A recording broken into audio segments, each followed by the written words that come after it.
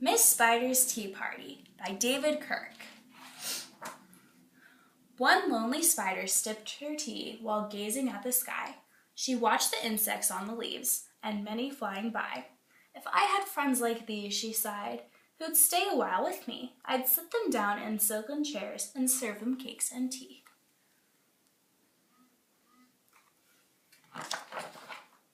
Two timid beetles, Ike and May, crept from the woodwork that same day.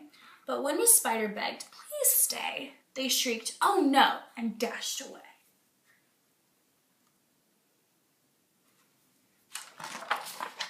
Three fireflies flew inside that night, their spirits high, their tails alight. They spied the web and squeaked in fear, "We'd better get away from here." The little trio did not feel they'd care to be a spider's meal.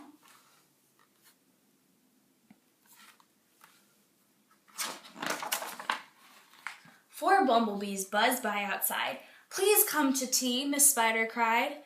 The four ignored her, swaying there. She waved a tea towel in the air. She took a cup and tapped the glass. Then one bee spoke to her at last. "We would be fools to take our tea with anyone so spidery."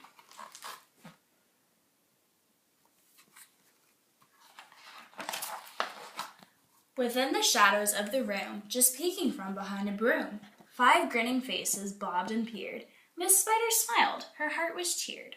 Descending for a closer look, she danced into the gloomy nook, but sadly found those jolly mugs belonged, alas, to rubber bugs.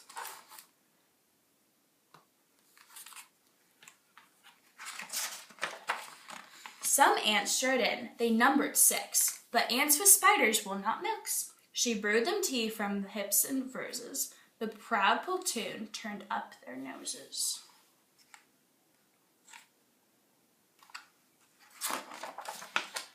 A fine bouquet concealed its prize of 7 dainty butterflies. Miss Spider, watching from the wall, was not aware of them at all.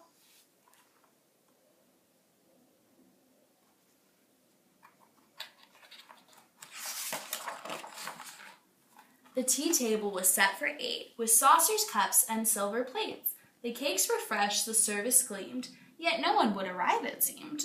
Her company in no demand left her a cup for every hand.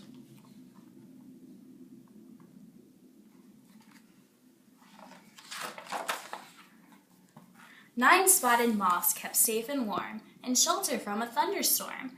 They stood beneath an open sash and watched the jagged lightning flash. Miss Spider dropped down on a thread, a silver tray above her head. She'd hoped to please them, but instead,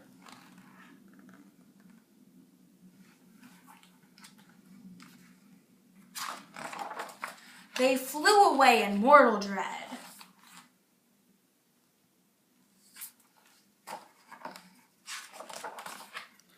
"They've left me all alone," she cried. She dabbed her eyes and sadly sighed. It's plain no bug will ever stay. Her tears splashed down upon the tray.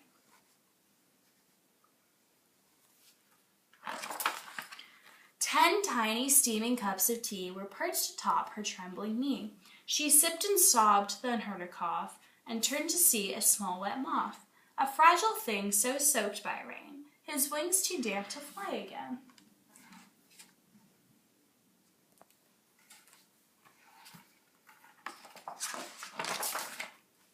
She smiled and took a checkered cloth to cloak the frail and thankful moth.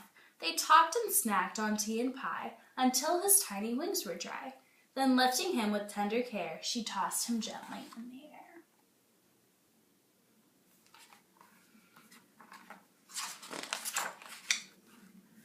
The moth told Ike, then Ike told May, who went from bug to bug to say, "There is no reason for alarm. She never meant us any harm." So later on that afternoon, assembled in the dining room, 11 insects came to tea to share Miss Spider's courtesy.